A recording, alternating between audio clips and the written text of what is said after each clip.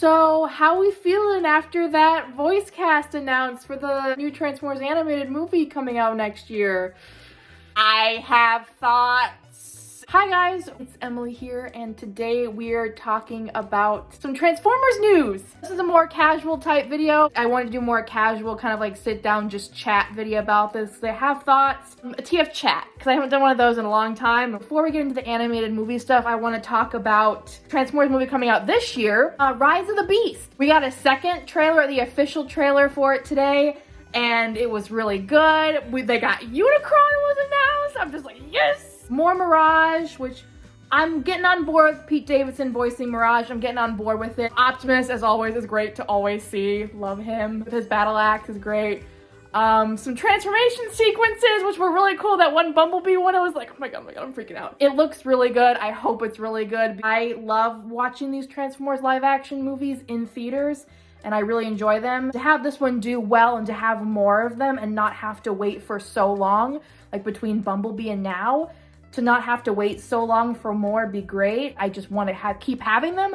I really enjoy them. We got posters too. Now, my biggest concern when I heard the announcement for this movie being Rise of the Beast and having it be like the Maximals and the Predacons was I was nervous, how are they going to, in animation and animated, it's like a whole different ballpark, but to see a like metal hybrid robot gorilla walking around with like a giant cheetah, how are they gonna make like the metal and the fur? And I was very concerned about that, but that's not my biggest concern anymore. They look great. Like Optimus Primal, when we got that first trailer, he looked great. Cheetor, I think is my favorite design so far. He in like his beast mode looks great. Like there's a mixture of metal with fur hybrid and it works. I'm very much here for it. I'm really liking Optimus Primal so far. Really good. The CGI looks good. I would argue a lot of the CGI in this trailer looks better than the CGI in a finished Marvel movie, specifically Ant-Man Quantumania. There was some CGI in that I was like, ooh, I hope there's a really good chunk of Optimus Prime, Peter Cullen Optimus Prime, because which is going to lead into my conversation about the cast and this new animated movie, is because if you're really taking a look at it hardcore, last time we got a very good chunk, and a good chunk of Peter Cullen as Optimus Prime was in Age of Extinction, which came out in 2014. After Age of Extinction, we got him in The Last Knight, which it came out in 2017. He was in the movie for a fair amount of it. A lot of it, he wasn't really talking, he was just evil. If you look at the Robots in Disguise TV show that came out in 2015, he was not the main focus. Bumblebee was. So he had a couple episodes where he was present, but for like the majority of the show, he was not there. And then obviously he was in Transformers Rescue Bots, but that ended in 2016.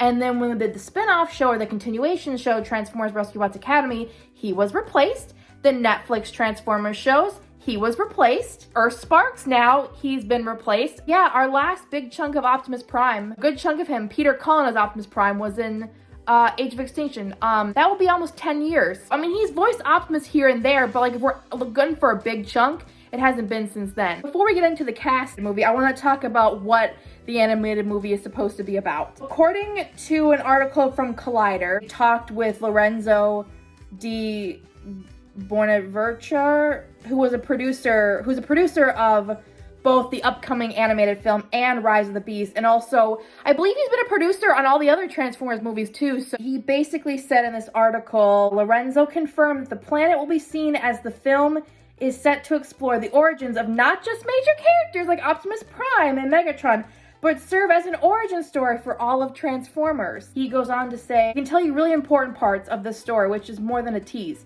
This is something we were trying to do. We debated a lot about it in live action, and it was just financially impossible to do, which is the origin story of young Megatron and young Optimus. If you know the origin, they started as friends, and over time things evolved for them, and they ended up on two different sides.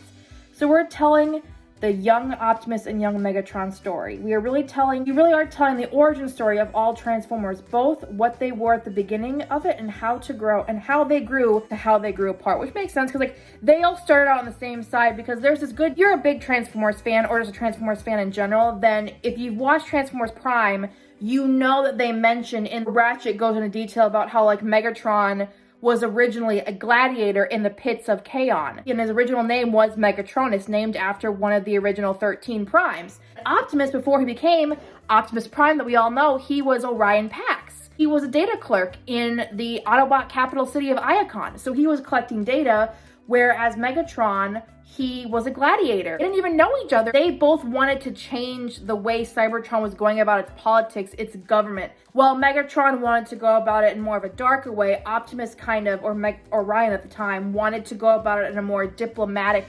way, a democracy, and that's kind of how they had their falling out as well. There's a really good Transformers book called Transformers Exodus, I believe by Alex Irvine. It's been out for, I think, many years. It tells the story in great detail with a lot of more politics and ideology in it, but it basically tells the story of how Optimus Prime became Optimus Prime and how Megatron became Megatron and how they met and their ideologies and their views about politics and the government and the way Cybertron was, and it also ties into how the war started. It's a very good book. I highly recommend it if you want a very detailed, more political, but also governmental kind of like story of how Cybertron, or of how like the war kind of started and how Megatron became Megatron, Optimus became Optimus, and so on and so forth. There's also other characters that we all know in there too, like Ironhide, Ratchet, Sentinel Prime, Zeta Prime, etc. We're hoping there is enough emotional construct to that would lead to a trilogy of it, because personally, I think there's a natural trilogy. Yeah, I feel like you could start the first one, this is only if the first one does well. I feel like you could start the first one off where it's like them getting to meet and know each other. Maybe the second one could be their ideals are starting to like conflict with each other and they're actually putting their ideologies up to the council. And then the third one could potentially be like the war is kind of starting, but then the war doesn't like start until like the end, and maybe either at the end of the second one or the end of the third one, you could have them become Optimus Prime and then Megatron become Megatron, but it's only if the first one does well. I'm not always looking to do multiple movies, but there's a natural trilogy around the relationship. There's a lot. They have a really strong and rich history relationship, Megatron and Optimus do. There's a lot of things there. So you're going to see Cybertron in a way you've never seen it before. That no one's ever seen it before, because we're doing an animation. We're allowed to really go all out. If you tried to make this live action, it would be $1 billion movie or something. That's true. Honestly, if they did animation, here's my thing. Obviously, animation is really cool, but I would prefer them not to do a kiddie style animation. They could do an animation style, like Spider-Man Into the Spider-Verse or that new Ninja Turtles movie coming out. That would just be the best thing to do. It can work with like a darker story, because I feel like if they wanna, because the story of Megatron and Optimus is not one that you should like, not dumb down, but is one that you should not like tone it down, because it is a dark history. There's a lot of politics and ideology there. There's war that happens too. So it's not a story that you can just like make lighthearted. You really can't. You don't have to go so dark either. Just that animation style would fit so well for like the tone of the story that you want to tell for this. Optimus and Megatron's story of how they became Optimus and Megatron and the history of how the Transformers came to be and how the war started. That is a story that needs to have an emotional impact. It needs to latch on grip, and it needs to have a little bit of grittiness and a little bit of darkness to it. Renjo goes on to say, it's not a coming-of-age story. I don't think you'd believe that in a way, but I will say they're young men who are finding their path. If you read the Transformers Exodus book, if you watch that episode in Transformers Prime, or you've Googled it, Optimus was questioning himself as a data clerk, and Megatron was questioning himself as a gladiator, because Megatron was a gladiator. He was kind of like a servant class, a lower class, and he didn't want to do that anymore. He was seeing how all this like 1%, all these higher up Cybertronian beings were given more respect, were treated better than him, and he wanted something better, not just for him, but for all like lower class Cybertronians. And then Optimus was a data clerk. He saw that there could be more, there could be some change for not just for him, but for every Cybertronian. They saw what Cybertron could be, what this species could be. It is about them finding their own paths, and Megatron goes down a darker one than Optimus. They both influence each other in their own way. It's more than a tease, it's what their story is, and that's the experience you're going to go through. And how they question society, just like all of us. We're maybe not as strong as Megatron and Optimus, so maybe we wouldn't make the same choices, but I think it's really going to be an eye-opener for the fans. It's not a coming-of-age story because we already know who Optimus and Megatron are. Even non-Transformer fans already kind of know or have a sense of who Megatron and Optimus is, because like Megatron is peace through tyranny, you know, he's evil. Optimus wants as freedom as the right of all sentient beings. This trilogy, this natural trilogy that I really hope is a trilogy, could become more. It's more of them finding their path. It's more of how Optimus was led down this path to become Optimus Prime. It's more of a story of how Megatron was led down this path to become Megatron, leader of the Decepticons, how they formed their two factions in this war, and how it led to the crumble and the chaos of their planet and their societies. We then come to our voice cast. Now, here's the thing. This is a younger Optimus and a younger Megatron. So obviously, I would assume you'd want to have a younger voice cast for them. In hindsight, having Peter Cullen and Frank Welker voice Optimus and Megatron might not work. To be honest with you, it's kind of getting frustrating them pushing away Peter Cullen and Frank Welker because they've been the voice of Optimus and Megatron for years. Our cast for this animated film, which is just called Transformers 1, I guess. Anytime someone else is playing Optimus Prime, I get frustrated because I'm like, I just want it to be Peter Cullen.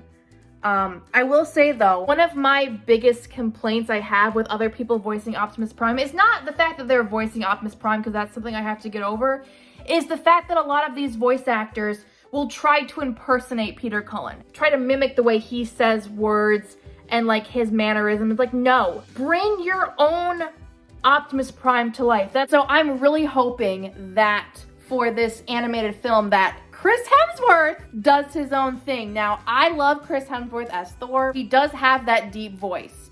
So, I do think he could do a pretty decent job as a young Optimus Prime. I'm on the fence, but I think he could do a good job. Brian Tyree Henry is voicing Megatron. Now, if I'm correct, I'm pretty sure he's Phasmos in the Marvel's Eternal film, which Phasmos is one of my favorite characters in that film. I think he could do a very good job as Megatron with his mannerisms and just being a young Megatron. He's probably the one on the list where I'm the most confident in. Scarlett Johansson as Alita 1, I don't have any thoughts about it because Alita 1 is not, I don't really care for Alita 1, I don't care. Keegan-Michael Keaton as Bumblebee, I think it could work. I could see it work. But I'm also a little hesitant about it. John Hamm as Sentinel Prime. But if we're talking more the sense of Transformers animated Sentinel Prime, then I'm like, yeah, John Hamm's a good fit. Lawrence Fishburne as Alpha Trion. Yeah, I think he'll do a good job. It's just I think it's really Keegan-Michael Key being Bumblebee and Chris Hemsworth as Optimus that have me a little on the fence, but those are my two favorite Transformers characters, so I'm always very weary. Obviously, your favorites, you're always the most, concerned about, but I think it's gonna take me some time to get on board with this cast, but until then, I will be probably on the fence. Thank you guys so much for watching. Let me know what you guys think about the cast and this film down in the comment section, and I will see you guys with another video very soon. Bye, guys!